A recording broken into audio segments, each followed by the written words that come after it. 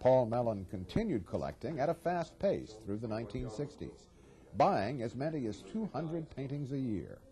I mentioned Chester Dale, and I think he was certainly, in regard to Impressionists, he influenced me tremendously, and his collection. And then, of course, my collecting English pictures came along a little bit later, after the Sport and the Horse exhibition at the museum. And in that case, Basil Taylor in England had been selected to help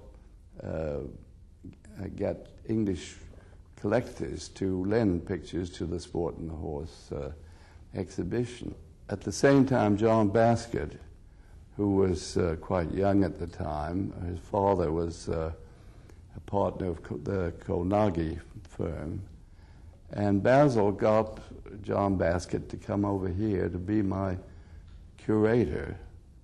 So he was a considerable influence as well.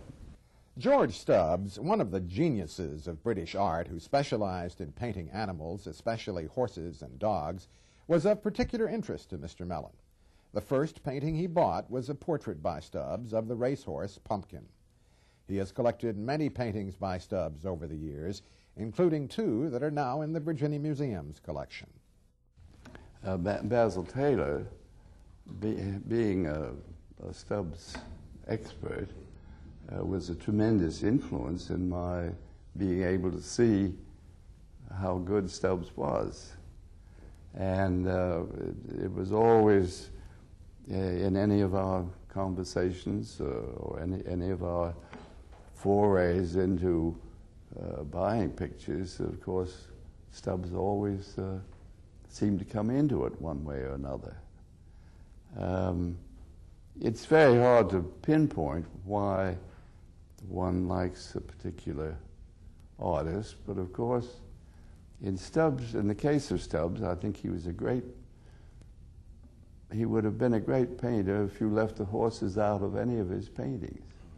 He would have been certainly as good a landscape artist as Wilson or Gainsborough or any of the better ones.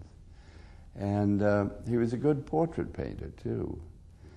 And you can take, I don't know if you've seen it, but a photograph, a blown-up photograph of a tiny head in a painting that we used to have here. I think you have it now at the museum. I'm not sure. But anyway, of a groom behind a horse. And this was a photograph just of his head. And in the painting, it's tiny. When it's blown up in a photograph, it's like a regular portrait. It was so meticulously done in miniature. Hanging behind Mr. Mellon, as we talked, was the Stubbs portrait of Pumpkin. That, of course, is my favorite picture of all time. I'd heard of Stubbs, but I didn't really know anything about it. And it was the first painting, really, that I ever bought. I suppose I had bought prints and maybe some drawings when I was at Cambridge. But in 1936, I was over there doing some fox hunting, and a friend of ours who was in Nerdler's, told us about this picture.